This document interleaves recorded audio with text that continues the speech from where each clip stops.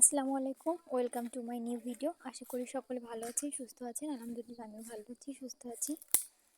তো যারা যারা আমার ভিডিওটা দেখেন, অনেক ভিউ হয় কিন্তু আসলে আপনারা ভিডিও দেখেন, কিন্তু ভিডিওটা দেখার সময় যদি আমার ভিডিও না, যে কোনো ভিডিও দেখার সময় যদি শুধু একটা লাইক দিয়ে দেন তাহলে কিন্তু অনেক ভালো হয়, সবার উপকার হয়।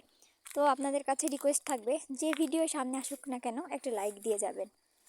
একটা লাইক দিলে তো আর কারো সম্পদের থেকে কমে যাচ্ছে না বা কিছু হচ্ছে না। তো যাই হোক, আমাদের বাড়ি এটা হচ্ছে আমাদের ধান নিয়ে আসছে, নতুন ধান।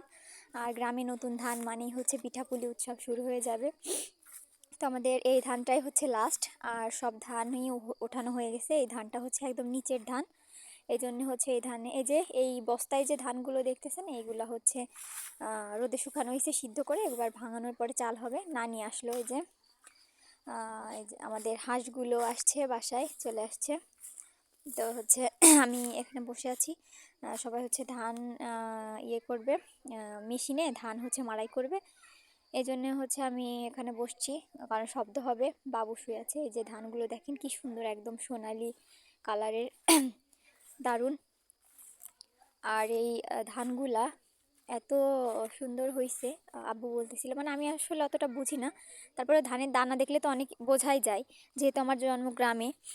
আহ, আমি তো বুঝি একটু হলেও।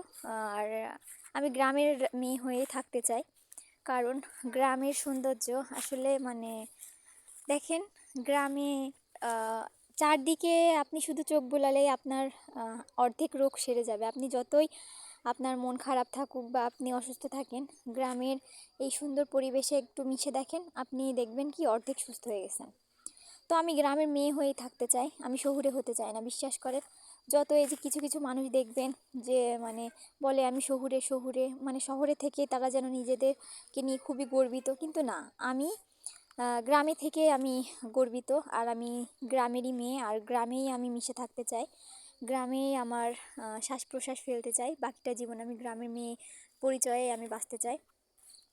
তো শহরে হয়তো, হ্যাঁ অবশ্যই শহরে থাকা লাগবে, যাওয়া লাগবে, কারণ যেহেতু আমাদের বিভিন্ন কর্মব্যস্ততা বা কর্মক্ষেত্রে আমাদের শহুরে জীবন বেছে নিতে হয়, কিন্তু গ্রামে মনটা তো গ্রামেই পড়ে থাকে, তাই না?